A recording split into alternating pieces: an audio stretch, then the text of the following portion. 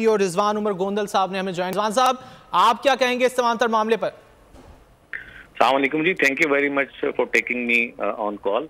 ये मैं थोड़ा सा इसका कॉन्टेक्स्ट बताना चाहता हूँ कि बेसिकली जो इंसिडेंट रिपोर्ट हुआ है ये है हनी ट्रैपिंग का इंसिडेंट था।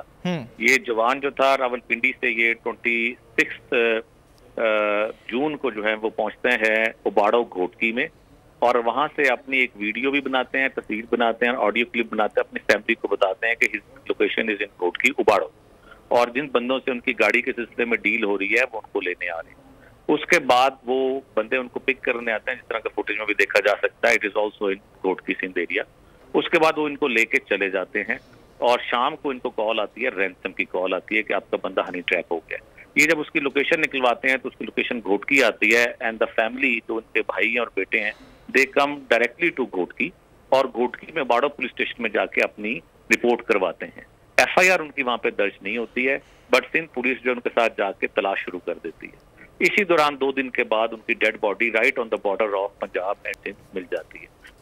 क्योंकि हमारे पास कोई इंसिडेंट उसका हनी ट्रैपिंग का या उसका किडनैपिंग का रिपोर्ट नहीं होता है, सिंध को रिपोर्ट हुआ होता है, तो हम उसकी जो है डेड बॉडी को शनाख्त करवाते हैं और फिर हम उस पर एक FIR। रिजवान साहब, इस तरह के वाकयात पहली दफा तो सामने नहीं आ रहा है। 6-7 महीने में अगर उठाकर देखा जाए तो इस तरह के वाकयात रिपोर्ट होते रहे हैं और पुलिस एहलकार भी मुलव्विस पाए गए हैं उसमें। तो उस हवाले से कोई रोकथाम के लिए कार्रवाई की गई है, महकमा जाती कार्रवाई की गई? जी, मैं इस पे आपको बताना चाहता हूँ कि हनी ट्रैपिंग के जितने गैंग्स हैं जो अभी तक सरफेस हुए हैं, they all are sitting in Ghotki area and Kashmir area. There is not even a single gang which is involved in honey trapping and it is located in Punjab area. Punjab police ने अपने एंटी हनी ट्रैप जो हैं वो sales बनाए हुए हैं, Honey anti trap जो है वो काउंटर्स बनाए हुए हैं, और हम पंजाब और सिंध के बॉर्डर पे बहुत से लोगों को अपने टेक्निकल डाटा की मदद से रोक के जब चेक करते हैं, पता चलता है कि वो हनी ट्रैप होने जा रहे थे, तो हम उनको वापस किया। हमारे पास उनका पूरा डाटा मौजूद है। 120+ लोगों को पंजाब पुलिस ने बचाया है हनी ट्रैप होने से।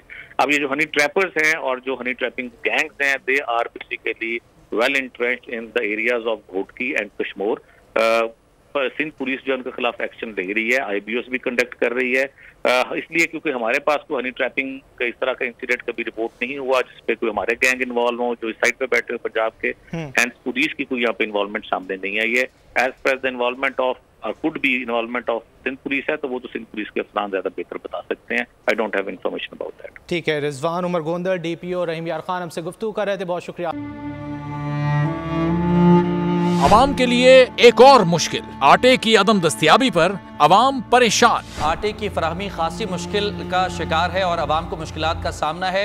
शदीद गर्मी में यूटिलिटी स्टोर्स के बाहर लंबी लंबी कतारें। घर में आटा नहीं है, घर वाले जो है ना हम लोग तंदूर के आटा लेके, रोटी लेके जो है ना उसी पे ही गुजारा कर रहे हैं। बोल ने निभाई सहाफती जिम्मेदारियां, पहुंचाई घर घर ये आवाज। यूटिलिटी स्टोर से सस्ते आटे का हुसूल शहरियों के लिए ख्वाब बन गया।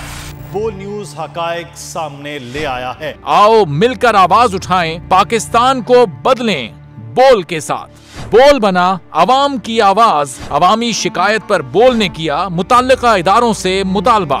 सुबह 6 बजे से आकर ये लोग आटे का इंतजार करते हैं। 7 बजे आई हूँ और नहीं मिल रहा है आटा, पैसे नहीं होते थे उधारे लेकर आती हूँ। वो कहते हैं जी 7 खजूर लाजमी लें। हमारे पास आटे के पैसे नहीं होते तो खजूर कहाँ से लें? क्योंकि बोल है पाकिस्तान का नंबर 1 न्यूज चैनल।